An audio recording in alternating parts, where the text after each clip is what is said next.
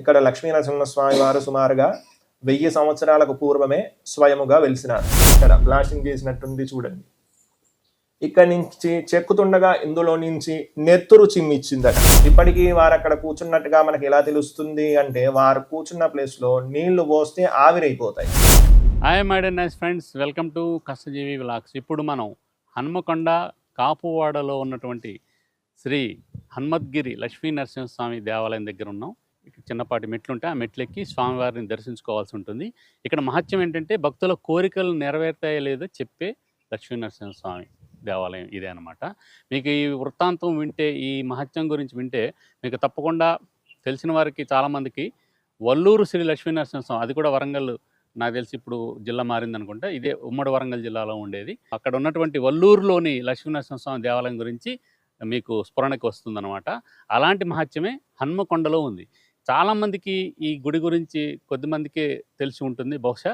ఇప్పుడు మన ఛానల్ ద్వారా మరింతగా మనం తెలుసుకునే ప్రయత్నం చేద్దాం.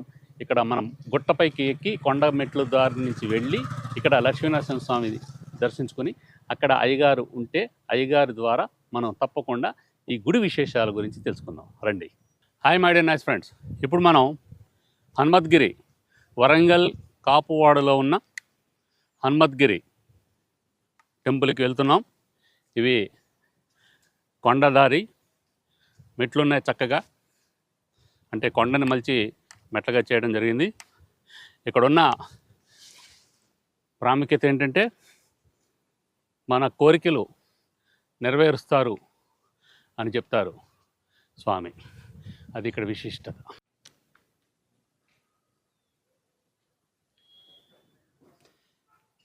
రామాంజుల వారు అలాగే నమ్మాళ్ళ వారు ఇద్దరు మునులు ఇదే కొండ మీద, ఇదే గుట్ట మీద 1000 సంవత్సరాల క్రితం తపస్సు ఆచరించారు.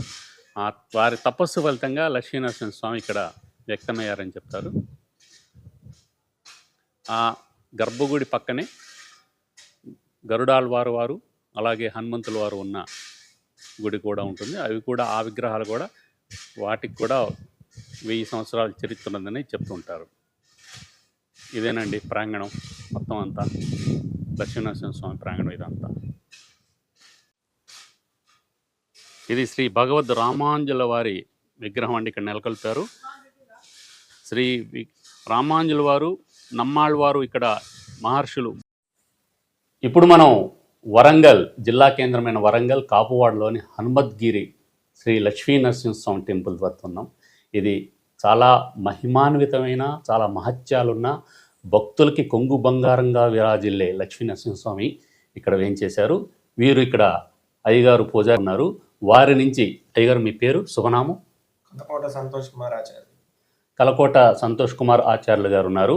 వారి నుంచి అసలు ఈ ఆలయం పుట్టు పూర్వత్వాల గురించి, మహత్యాల గురించి, మహిమల గురించి మనం తెలుసుకుందాం. స్వామి చెప్పండి, అసలు ఈ లక్ష్మీనరసింహ స్వామి వారు ఇక్కడ ఎలా వేయించేశారు, వారి పూర్వ వృత్తాంతం చెప్పండి. జై శ్రీమన్నారాయణ, జై లక్ష్మీనరసింహ. ఉగ్రం వీరం మహావిష్ణుం జ్వలంతం సర్వతోముఖం నృసింహం భీషణం భద్రం మృత్యోర్మృత్యున్నమామ్యహం శ్రీమత్పయోనిధినికేతన చక్రపాణే భోగీంద్రభోగమనిరాజిత పుణ్యమూర్తే యోగీశ శాశ్వత శరణ్య భవాబ్దిబోధ లక్ష్మీ నృసింహ మమ దేహి కరావలంబం. జై శ్రీమన్నారాయణ, జై లక్ష్మీనరసింహ. ఈ దేవాలయం పేరు వచ్చేసి శ్రీ హన్మద్గిరి లక్ష్మీనరసింహస్వామి దేవాలయము. ఇది కాపువాడ హన్మకొండలో ఉంది. ఇక్కడ లక్ష్మీనరసింహస్వామి వారు సుమారుగా 1000 సంవత్సరాలకు పూర్వమే స్వయముగా వెలిసినారు. ఇక్కడ స్వామివారు వెలవడానికి ముందు స్వామివారి కోసమని ఇద్దరు మునులు తపస్సు చేశారు. వారి తపస్సు మేరకు స్వామివారు వారికి స్వయాన ప్రత్యక్షమై ఇక్కడ కొండకి స్వయంగా వెలిశారు. స్వామివారు ఇక్కడ కొండకి స్వయంగా వెలవగానే ఆ ఋషులు కూర్చున్న ప్లేస్లోనే అదృశ్యమైనారు. ఎప్పుడు 1000 ఏళ్ల కిందట. అప్పుడు అదృశ్యమైనను ఇప్పటికీ వారు కూర్చున్న ప్లేస్లోనే ఉండి స్వామివారి కోసమని ఇంకా తపస్సు చేస్తూ స్వామివారి ధ్యానంలోనే ఉన్నారు. ఇప్పటికీ వారు అక్కడ కూర్చున్నట్టుగా మనకి ఎలా తెలుస్తుంది అంటే వారు కూర్చున్న ప్లేస్లో నీళ్లు పోస్తే ఆవిరైపోతాయి. ఆవిరి అయిపోవడానికి గల కారణం ఏంటి అంటే వారు ఇప్పటికీ మనుష్య రూపంలో లేకపోయినా సూక్ష్మ రూపం, ఇప్పటికీ అదృశ్య రూపాన ఉండి స్వామివారి కోసమని తపస్సు అన్నది చేస్తూ ఇంకా స్వామివారి ధ్యానంలోనే ఉన్నట్టుగా మనకు తెలుస్తుంది. అయితే స్వామివారి ఇక్కడ కొండకి స్వయంగా వెలువగానే స్వామివారి అభిషేకం కోసమని మామూలుగా కొండని చెల్లారు. స్వామివారి ఆజ్ఞ మేరకు నీళ్ళు వచ్చాయి, గోనేరు. అప్పటి నుంచి ఇప్పటిదాకా జలన్నది వస్తూనే ఉంటుంది, కానీ ఎన్ని వర్షాలు పడ్డాను నిండదు. వాటర్ లెవెల్ పెరుగుతుంది కానీ ఓవర్ఫ్లో అన్నది కాదు. ఎంత ఎండలు కొట్టినాను ఎండిపోదు. వాటర్ ఫ్లో అన్నది తగ్గుతుంది కానీ మొత్తానికి ఇనికిపోదు. తీసినా కొద్దీ ఫ్లో అన్నది ఉంటుంది. ఆ నీటితోనే ప్రతి నెల స్వాతి నక్షత్రం రోజు స్వామివారికి అభిషేకం చేయటం, రోజు పూజ చేయటం, తిరువారాధన చేయడం జరుగుతుంది. మామూలుగా గుహలోపల ఎలా ఉంటుంది? చల్లగా ఉంటుంది, కానీ ఈ గుహలోపల వేడిగా ఉంటుంది. ఇలా వేడిగా ఉండడానికి కారణం ఏంటంటే ఇక్కడ స్వామివారి విగ్రహం అన్నది మానవ శరీరం మూలం. మనకు కనుక చెమట ఎలా పడుతుందో, మనకు హీట్ ఎలా తగులుతుందో స్వామివారికి కూడా అలా తగులుతుంది. మళ్ళా ఇంకోటి ఏంటంటే ఇక్కడ స్వామివారికి కూడా బ్రీతింగ్ వస్తుంది, శ్వాస తీసుకుంటున్నట్టుగా గాలి. ఆయన వదిలిపెట్టే గాలే ఈ గుహంతా పారి ఇలా వెచ్చగా ఉంటుంది. ఇది ఏ కాలమైనాను ఇలానే ఉంటుంది. అది ఎండాకాలం కానివ్వండి, వర్షకాలం కానివ్వండి, చలికాలం కానివ్వండి.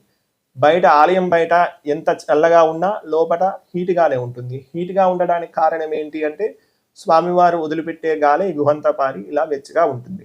మామూలుగా స్వామివారి దర్శనం చేసుకోవాలంటే వంగి రావాల్సి ఉంటుంది. అయితే మనిషి నిలబడి హైట్ చేద్దామనేసి కొండను చెక్దామని ప్రయత్నించారట. ఇక్కడ ప్లాస్టింగ్ చేసినట్టుంది చూడండి. ఇక్కడ నుంచి చెక్కుతుండగా ఇందులో నుంచి నెత్తురు చిమ్మిచ్చిందట. అంతటితోనే ఆపేశారు. అంటే స్వామివారు ఆయన దర్శనం చేసుకోవాలంటే ఎవరైనా వంగి రావాల్సిందే అన్నట్టుగా. మళ్ళా ఇంకోటి ఏంటంటే ఈ కొండ, ఈ బండ మొత్తం ఆవిర్భవించున్నట్టుగా మనకు తెలుస్తుంది. మళ్ళీ ఇదే స్టోన్కు ముందర కూడా 2 హోల్స్ ఉంటాయి, అక్కడ కూడా చెక్దామని ప్రయత్నం చేశారట. చెక్కుతుండగా వారికి సాధ్యం కాలేక స్పృహ తప్పి పడిపోయారట. మళ్ళీ 2 గంటల తర్వాత కానీ వారు ఎప్పటి స్థితిలోకి రాలేదు. అంటే స్వామివారిని వేడుకుంటే కానీ ఎప్పటి స్థితిలోకి రాలేదన్నట్టుగా చెప్పారట అప్పుడు వెనుకట. అది మళ్ళీ ఇక్కడ స్వామివారికి కాపలాగా, అంటే మేము ఉన్నంతసేపు మేము వెళ్ళాక స్వామివారికి రక్షణగా కాపలాగా ఒక ఆదిశేషుడు కూడా తిరుగుతూ ఉంటాడు. అది ఇక్కడ ప్రతి నెల స్వాతి నక్షత్రం రోజు స్వామివారికి అభిషేకం జరుగుతుంది. ప్రతి శనివారం రోజు స్వామివారికి విశేషంగా పూజలు ఉంటాయి. ధనుర్మాస మాసోత్సవాలు, కార్తీక మాసోత్సవాలు, వైశాఖ మాసం నరసింహస్వామి జయంతోత్సవాలు, బ్రహ్మోత్సవాలు అతి వైభవంగా నిర్వహిస్తాం. ఋషులు కూర్చున్న ప్లేసులు చూపెడతాము, చూడండి. స్వామి ఆదిశేషుడు అన్నారు కదా, మీకు ఎప్పుడైనా తారసపడ్డారా లేదంటే భక్తులకు ఏమైనా తారసపడ్డారా? ఇక ఆ సర్పం కనిపించిందంటే స్వామివారు స్వయాన ప్రత్యక్షమైనట్టే లెక్క. చాలా అద్భుతంగా ఉంటుంది పాము. ఒక సుమారుగా 6 నుంచి 8 ఫీట్ల పొడుగుగా ఉంటుంది. శ్వేతనాగు, 8 అడుగుల శ్వేతనాగు, తెల్లటి పాము, దేవతా సర్పం. అది కనిపించిందంటే మనం ఇలా చూసి తెరిసే అంతలోనే ఉండదు, అది ఎటో వెళ్ళిపోతుంది. ఒక 3 months బ్యాక్ అయితే స్వామివారి దగ్గరే ఉంది, ఇక్కడే లోపటే. కానీ మేము ఇక్కడ లోపల మళ్ళా మేము ఆరాధన చేసి వెళ్ళిపోయే టైంకు కానీ బయటికి వెళ్ళలేదు. అది అంటే స్వామివారి ఆరాధనలోనే ఉన్నాం కాబట్టి ఇక మమ్మల్ని ఇబ్బంది పెడితే స్వామివారి ఇబ్బంది పడ్డట్టే కదా. అలా అన్నట్టుగా స్వామివారి ఇబ్బంది పెట్టలేదు. మునులు తపస్సు చేసిన స్థలం చూపెట్టాను.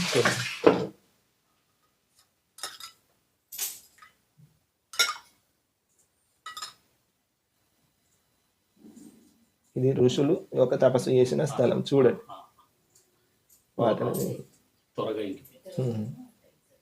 ఇది కూడా అంతే, ఇమీడియట్లీ అయిపోతాయి. ఈ తడి ఆరడానికి భక్తుల కోరికలకి ఏమిటి అంటే ఇప్పుడు ఎవరికన్నా ఇబ్బందులు ఉన్నాయనుకోండి, మేము ప్రతి బుధవారం గురువారం రోజు స్వామివారికి విన్నవించి స్వామివారి ధ్యానంలో కూర్చొని అక్కడ నీళ్లు పోయించి వారికున్న ఇబ్బంది లేవో మేము తెలుసుకొని స్వామివారికి విన్నవించి వారికి చెప్పడం జరుగుతుంది. అంటే మన మనసులో ఏమన్నా కోరిక కోరుకుంటే అది స్వామివారికి విన్నవించి అది అవుతుందా అవ్వదా అన్నది చెప్తాం మేము. అది బుధవారం గురువారం రోజు ఉంటుంది. అది ఒక 2 రోజుల ముందే మమ్మల్ని సంప్రదించి వస్తే చూసి చెప్తాం.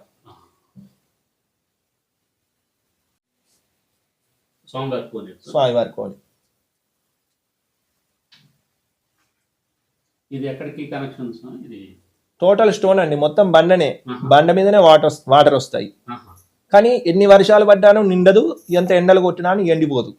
తీసిన కొద్ది ఫ్లో అన్నది ఉంటుంది. ఆ నీటితోనే స్వామివారికి అభిషేకం చేయడం, రోజు తిరువారాధన చేయడం జరుగుతుంది. చాలా అద్భుతమైన వాటర్. అది కూడా సుమారుగా కరోనా సెకండ్ వేలో 70 నుంచి 80 లక్షలు ఖర్చు పెట్టుకొని ఇక కోలుకోలేడానికి ఉన్న వ్యక్తిని కూడా స్వామివారికి విన్నవించి ఆ జలం మంత్రించి ఇస్తే కోలుకున్నాడు.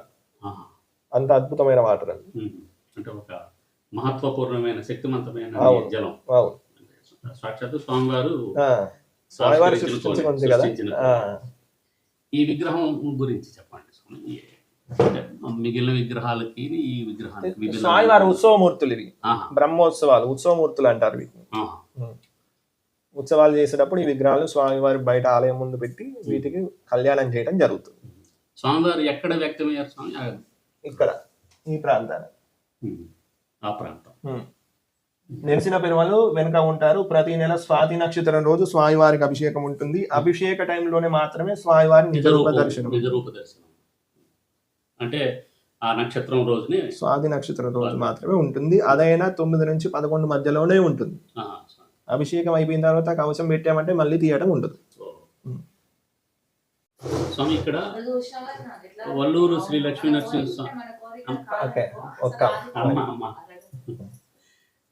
ఇక్కడ భక్తుల కోరికలు వెంటనే స్వామి తీర్చాయి లేదని చెప్పేస్తారట. ఆ మహత్యం, ఆ మహిమ గురించి, ఆ ప్రాసెస్ ఏమిటనేది మా ప్రేక్షకులు వివరించండి స్వామి. అంటే ఇక్కడ మేమేంటంటే స్వామివారి ధ్యానంలో ఉండి స్వామివారికి జరిగినటువంటి పూజ తీర్థాన్ని వారికి ఇవ్వటం జరుగుతుంది. చేతిలోకి ఇచ్చి వారి మనసులో ఏదుందో దండం పెట్టుకొని స్వామివారికి విన్నవించి ఆ ఋషులు తపస్సు చేసిన ప్లేస్లో పోయించి స్వామివారిని మేము ధ్యానం తీసుకొని వారు కోరుకున్న కోరిక నెరవేరుతుందా లేదా అన్నది చెప్పడం జరుగుతుంది.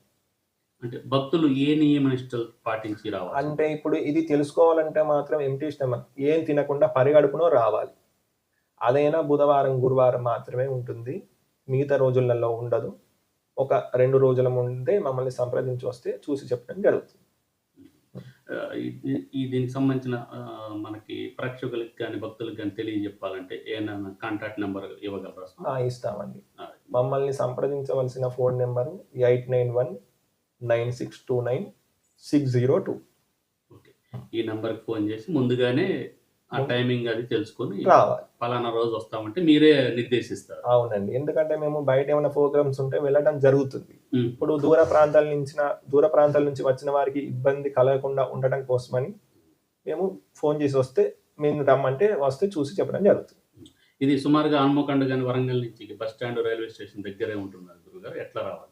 ఇప్పుడు స్వామివారి బస్ స్టాండ్ దగ్గర నుంచి అంటే ఇప్పుడు హన్మకొండ బస్ స్టాండ్ నుంచి వరంగల్ వెళ్లే దారిలో అలంకర్ జంక్షన్ అని వస్తుంది సర్కిల్. ఆ సర్కిల్లో యూటర్న్ తీసుకొని కాపువాడ అని ఉంటుంది. కాపువాడ నుంచి స్ట్రేట్గా వస్తే భద్రకాళి చెరువు మత్తడి అని ఉంటుంది. ఆ మత్తడి కింద మన ఆర్చి కనబడుతుంది, డైరెక్ట్ రావచ్చు. వరంగల్ నుంచి వస్తే భద్రకాళి ఆలయం ఉందిగా, అక్కడి నుంచి ఒక రోడ్ ఉంటుంది, సీసీ రోడ్.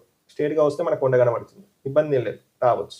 లక్ష్మీ నరసింహస్వామి పేరు వినగానే ఉగ్ర రూపం మొన్ననే వచ్చింది. నరసింహ బ్రహ్మాండమైన 1000 కోట్లు సంపాదించి అది డబ్బుల పరంగా కాకుండా ఆధ్యాత్మిక పరంగా కూడా అందరినీ ఆకట్టుకుని ప్రపంచం మన తెలుగు సినిమా, మన దక్షిణాది సినిమా వైపు చూసేలా అంత పవర్ఫుల్ కలిగించిన దేవుడు లక్ష్మీ నరసింహస్వామి. నరసింహస్వామి అనగానే ఉగ్రం, మీరు చెప్పారు, బ్రహ్మాండంగా చెప్పారు మీరు ఆ శ్లోకం. ఆ ఉగ్రం రూపంలో ఉన్నటువంటి ఆ ఆధ్యాత్మిక చింతనని భక్తులకి చేరవేసేలా వీరు ఇక్కడ స్వామివారి సేవ చేస్తున్నారు. మీకు మా భక్తుల తరఫున, మా ప్రేక్షకుల తరఫున ప్రత్యేక ధన్యవాదాలు. చక్కగా చెప్పారు, క్లారిటీగా చెప్పారు, బ్రహ్మాండంగా చెప్పారు. స్వామివారి సేవలో తరిస్తున్నారు. సంతోష్ కుమార్ సార్, స్వామి మీకు ధన్యవాదాలు. ఇక్కడ స్వామి చెప్పినట్టుగా ఈ స్వామిని చూడాలంటే, లక్ష్మీ నరసింహ స్వామిని చూడాలంటే తప్పకుండా రండి. మీరు వరంగల్ హన్మకొండ వచ్చినప్పుడు తప్పకుండా ఇక్కడ కాపువాడలో ఉన్నటువంటి లక్ష్మీ నరసింహ స్వామి ఆలయాన్ని సందర్శించండి. వారు చెప్పినట్టుగా బుధ గురువారాల్లో వచ్చి మీ కోరికలు నెరవేరుతాయో లేదో పరీక్షించుకోండి. స్వామివారు తప్పకుండా తీరుస్తారు. ఎందుకంటే స్వామి అనుగ్రహం ఉంటే బ్రహ్మాండంగా జీవితం వైభవంగా, సందడిగా, సంబరంగా, ఎలాంటి ఒడిదుడుకులు లేకుండా జరుగుతూ ఉంటుంది. స్వామివారు మీకు మా ఛానల్ తరఫున చక్కగా చెప్పారు. ధన్యవాదాలు.